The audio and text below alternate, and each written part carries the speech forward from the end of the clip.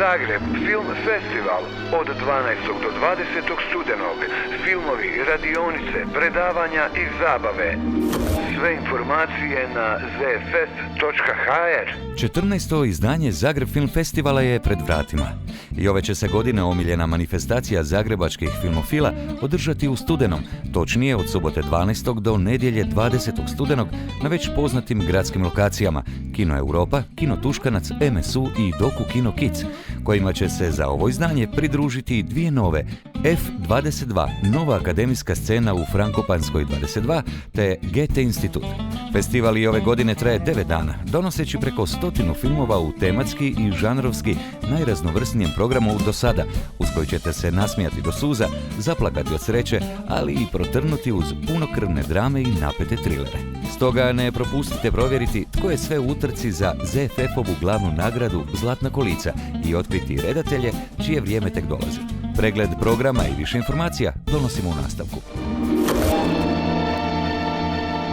U glavnom programu i dalje pratimo debitante.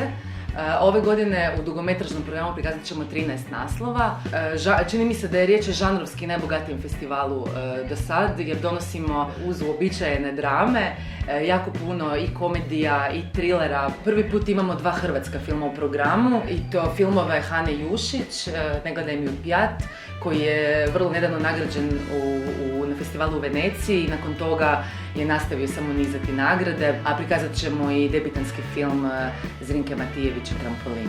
Posebna novost ove godine je da smo uveli još jedan natjecateljski program. Riječ je o programu koji smo već imali, ali od ove godine je natjecateljski.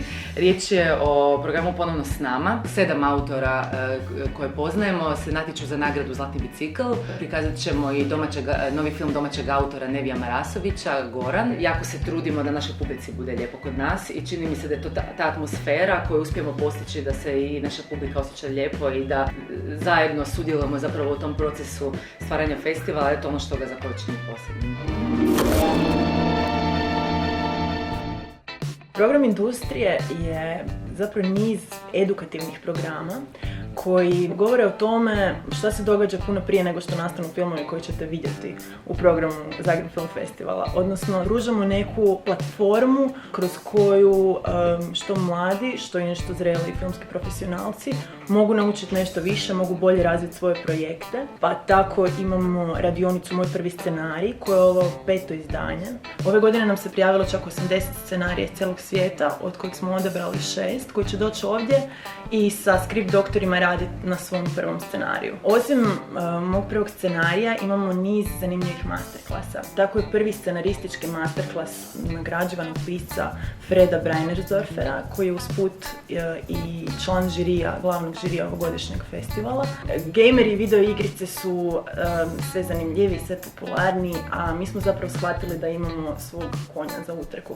Pa se taj drugi masterklas naziva Pripovjedanje u video igricama. Razgovaramo o tome gdje su područja u kojima bi bilo moguće ostvariti suradnju između filmaša i gamera.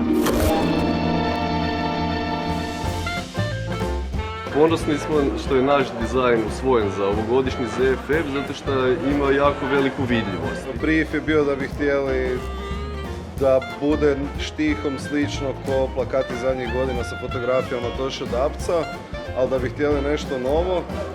I onda su nam se ti kipovi nametnuli sami od sebe, budući da ih gledamo svakodnevno prolazeći kroz grad svi mi. Jer smo jedno trenu skužili da bizarno dobro im stoje ruke u nekakvim pozicijama koje bi bile dobre da drže kokice. Apsolutno, volimo kokice, idemo u kino koliko god možemo i veselimo se ZFF.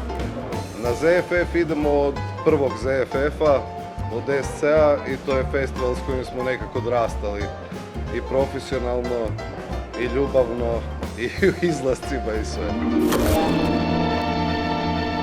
Vrhunski program Zagreb Film Festivala možete pratiti već od subote, 12. studenog, na čak 6 lokacija u Zagrebu.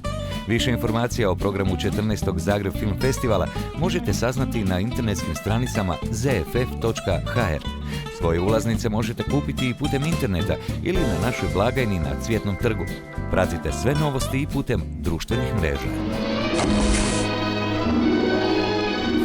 Sve informacije na zfest.hr.